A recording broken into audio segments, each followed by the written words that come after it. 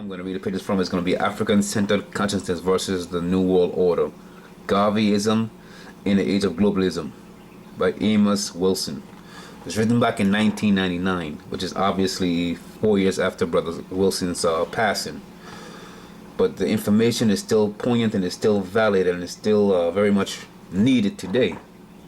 I'm going to read a little bit on page 38 here. It says, one such musing was the fact that what we as a people presently discuss, think of as new, was long ago analyzed and debated on the pages of Garvey's Negro World. Even Malcolm X's fiery oratory gleans from his yellow age sheets almost verbatim. The intellectual insights of our distinguished elders were both potent and incredibly incisive. So what they're telling you is everything that we believe is new today has already been discussed back in the age of Garvey, back in 1919. For some reason, we don't seem to understand that logic. It's not new. If you studied history carefully and read the books that the great ones that went before us wrote, it's written right there for us to read. Here's a quote by T. Thomas Fortune. If you don't know who he is, you do some research on this guy. He's a brilliant guy. He says, it's vastly cheaper to build schoolhouses than jails. T. Thomas Fortune said that back in 1900. His last name is spelled Fortune. T. Thomas Fortune. Look him up. And he said it back in 1900. 114 years ago. And what do we see them do today? Building more prisons than they build schools. Like I said, it's not new. If you pay attention, read what was written. You don't have to reinvent the wheel. Nobody tell you gotta go out there and go ahead and be a researcher, but the information is already there for you. So you don't have to go do the back-breaking research. It's already there. It says, going to page 51, the same book.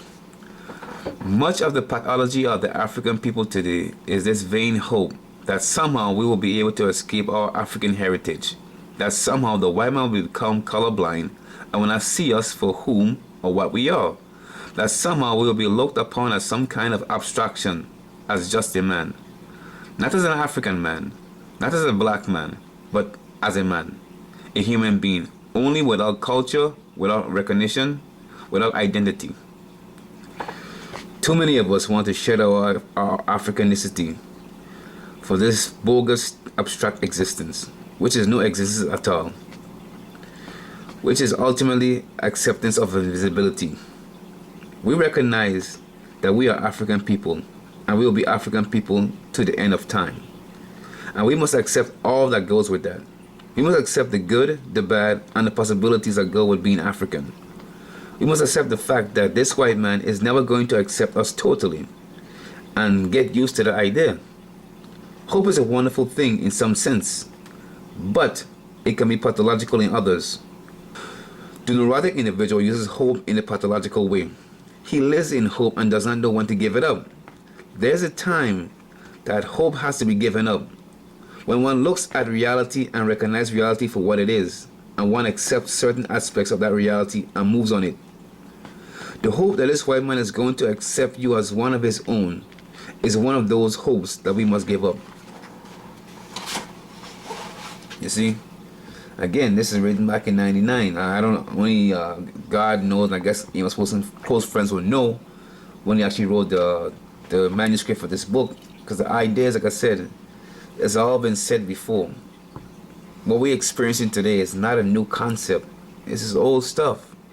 But we just refuse to learn the lesson that was given down to us. Many great men came before and laid down a lot of information.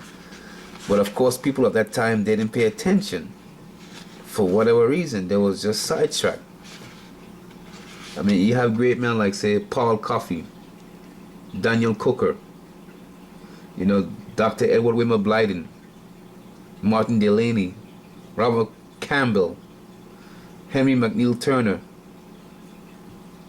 Henry Sylvester Williams, and so many others.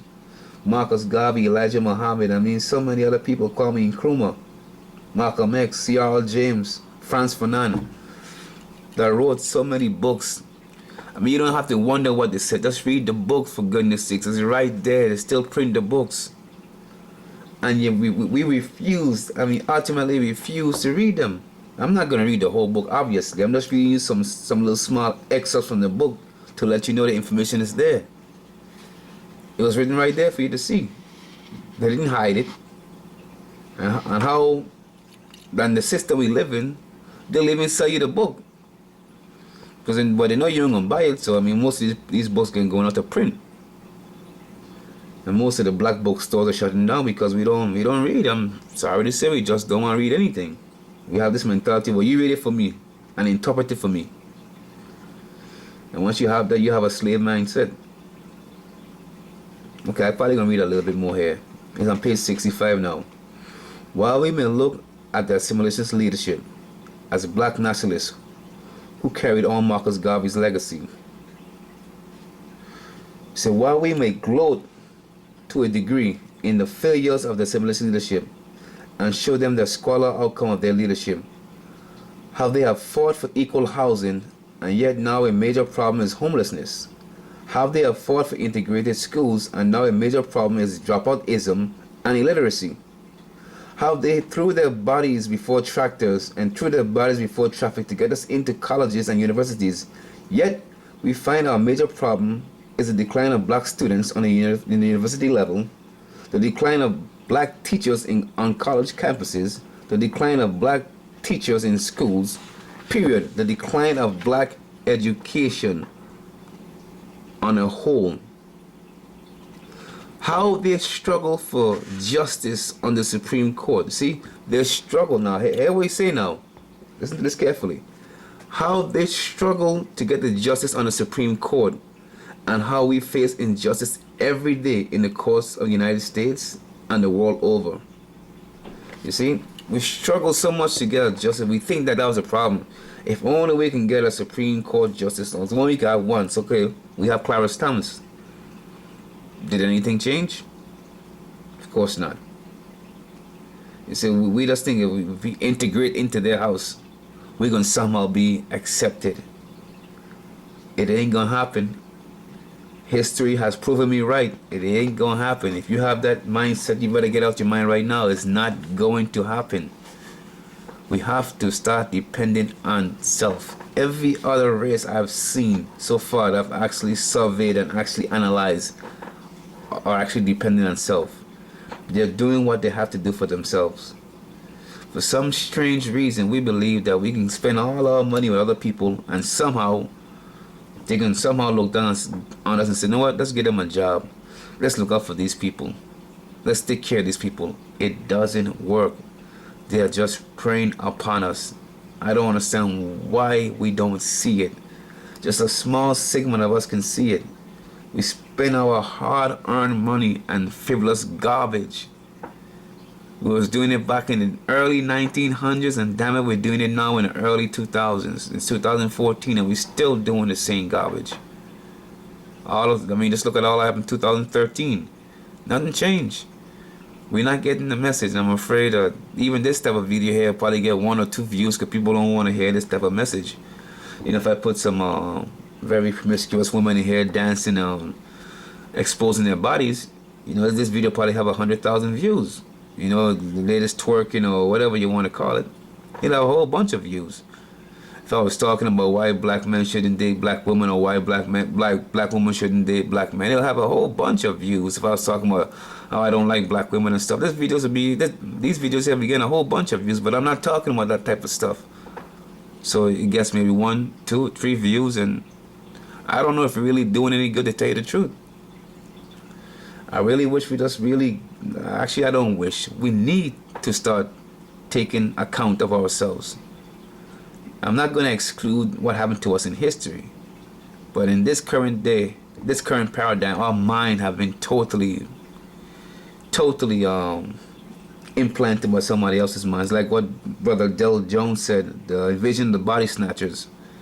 It's like somebody has totally just stolen our mind completely and just put in somebody else's mind.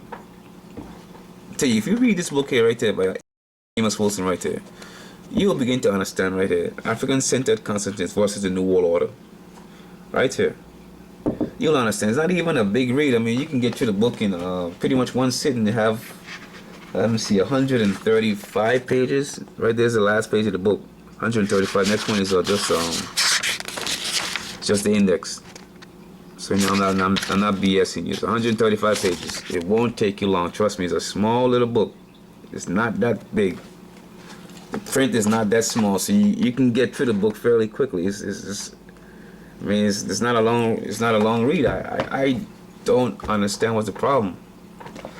Like I said, I'm not making these videos because I just, trying to show you, well, this is what I know. I'm making these videos out of love. Because if I didn't love my people, man, I wouldn't do it. I just said, oh, to hell with it. I'm not going to waste no more time. They can't be safe and just keep moving forward. But we have to do something. And nobody's going to do it for us. I don't care how much singing and protesting and marching and praying we do. We have to ultimately do it for ourselves. It's good to acknowledge your ancestors, but let's face it, they're already gone. I have never seen a dead person come back to life and say, let me help the living out. It doesn't work that way. We have to do it. So you can call all the dead people named you want, that's fine. But unless you, the living, take action, ain't nothing gonna change. History has proven me right. So that's all I want to say. Do your own research, man. Question everything. There's a time for talk, there's a time for action. We're in a time for action. We have talked long enough. Most of our scholars have written many books that we refuse to read. So we have to really take it upon ourselves to start gaining the information. And once you gain the information, you shouldn't have to ask a person, well, what's the plan? Like I said in my previous video, after you read the book, okay, now what we do? What's the next course of action? If you're saying that means you have not comprehend what you have actually just read it. You just read it to say you read the book. But if you comprehend what was being said in the book, you don't have to ask a question such as, what do we do now? I read all the books, but what do we do now? Then you couldn't have understood what they was trying to tell you. Especially if you read this little small book right here. There's no way you be asking a question of what do we do now, unless you just totally just missed the lesson. Maybe you might have to have somebody who can actually interpret it for you if you read the whole book and you still don't understand what to do next. Anyway, that's it.